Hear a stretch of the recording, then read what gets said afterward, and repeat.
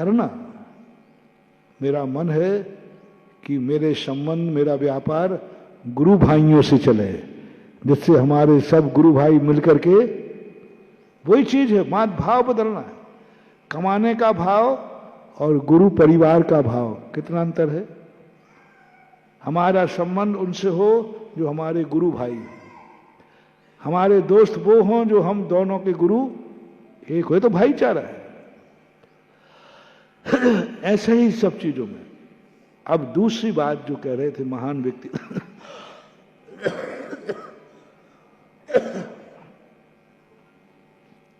कि एक वो महान व्यक्ति होते हैं जो निमित्त को नहीं चाहते हैं, निमित्त उन्हें चाहता है। ये है महापुरुष। जिसकी बात मैं कहना चाहता था आज प्रसंग में, पूज्य गुरुदेव की। अब हमें धर्म की जरूरत इसलिए है कि हम कुछ ऐसा करें कि हम निमित्त को ना चाहें, ये निमित्त ये मिल जाए तो मैं धन्य हो जाऊंगा, नहीं, निमित्त चाहे कि मैं इनका काम करने मिल जाए तो मैं धन्य हो जाऊंगा। निमित्त उपादान को चाहे, ये है महानता। भगवान किसी निमित्त को नहीं चाहते, सारे निमित्त भगवान को चाहते, अवभाग्य मानते। अपन को दर्शन हो जाए, भगवान को कोई मतलब नहीं है, हम धन्य हो जाते। मंदिर बना दिया, भगवान को कोई हर्ष विषाद नहीं है, कौन भर किसका निमित्त। मंदिर बनाने का जो निमित्त है वो अवभाग्य मान रहा है, अर्घ चढ़ाने वाला पुजारी अवभाग्य मान रहा है। ऐसी दशा जब प्रकट हो जाए कि सारे निमित्त जिसमें कार्य होना है, जिसका कार्य होना है, जिसमें कार्य होना है, जिससे कार्य होना है, वो चाह रहा है। हम तो निमित्त के बाद इसलिए गए थे क्योंकि उससे हमारा कार्य हो रहा है। और निमित्त जब उपादान के पास आया तो निमित्त को कुछ कार्य नहीं होना है, उपादान का कार्य होना। जैसे हम आहार के चौके में जाते हैं, गुरु महाराज से निमित्त है। तुम आहार देकर धन्य होते हो या साधु आहार लेके धन्य होता है। अब देखना, निमित्त हो तुम आहार देने में, निमित्त हो तुम आहार देने में। निमित्त महाराज को चाह रहा है, महाराज निमित्त को नहीं चाह रहे। महाराज की चाहत नहीं है, श्रावक चाह रहा है महाराज मेरे यहां आ जाएं, महाराज को मैं प्रगान दूं, निमित्त चाह रहा है। निमित्त की स्थिति बन रही है। आज पूज्य आचार्य महाराज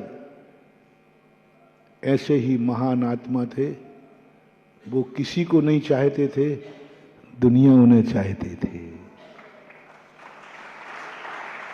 वे किसी को नहीं देखते थे, दुनिया उनको देखती थी। वे किसी को नहीं, किसी के वो अपने साथ नहीं रखते थे, दुनिया उनके साथ रहती। वे किसी से नहीं बोलते थे, सारी दुनिया उनसे। वो कहीं नहीं जाना चाहते थे, लेकिन सारी दुनिया उनको बुलाना। सब गुण देख लीजिए, एक महान आत्मा में जो गुण होते हैं, जो मैंने भूमिका बनाई, निमित्त की तरफ तुम जा रहे हो या निमित्त तुम्हारी तरफ आ रहा है। निमित्त से तुम्हें कार्य कराना है, ये संसार बढ़ेगा, पुण्य और पाप, अच्छा बुरा मैंने दोनों कह दिया, अच्छा बुरा दोनों कह दिया। तुम निमित्त के पास जा रहे हो, चाहे मंदिर भी जा रहे हो तो पुण्य बंधेगा, क्योंकि तुम निमित्त को चाह रहे हो, तुम गुरु को चाह रहे हो। और जब निमित्त तुम्हें चाहने लग जाए जिस जिस कार्य में, समझ लेना अब तुम महान बनने की कगार पे चले गए हो। बीच का मध्यम जैसा है, वो तो सब जाते हैं, इस निमित्त से मेरा काम होगा, इस ग्राहक से मेरा काम होगा, इस खेत से मेरा काम होगा, इसलिए खेत को संभालते हो। हम गौशाला में गए, 2 प्रकार की गायें थी। एक गाय बेचारी को सूखा भूसा रखा था। फिर एक कमरे में ले गए, वहां बढ़िया गाय को सानी, उसमें बिनौला भी डल रहा था, पंखा भी लगा था, हरी घास भी मिल रही थी। मैंने कही गाय तो दोनों है, बोले महाराज जी ये दूध देती है। यानी उसको जो खिला रहे हो वो दया भाव में नहीं आएगा, वो स्वार्थ भाव में आएगा। इससे हमें क्या मिल रहा है? दूध मिल रहा, दया भाव में नहीं आएगा। वो व्यापार है, स्वार्थ भाव है। तो जब तुम्हारे मन में ऐसा भाव आए कि तुम निमित्त की तरफ जा रहे हो, अभी तुम्हारा संसार बहुत बाकी है, तुम महान नहीं बन पाए। महान बनने का लक्षण जो है, कौन कौन तुम्हें चाह रहा है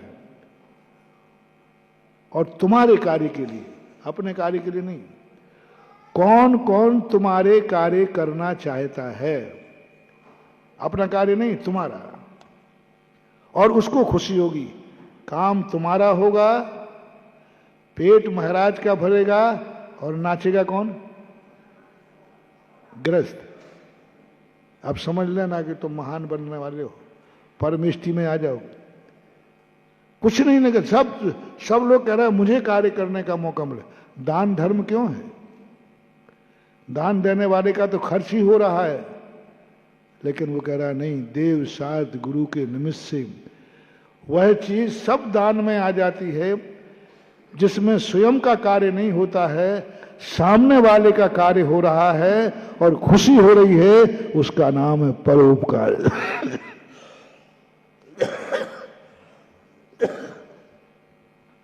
उसको बोलते हैं दान, वो कहलाता पात्र।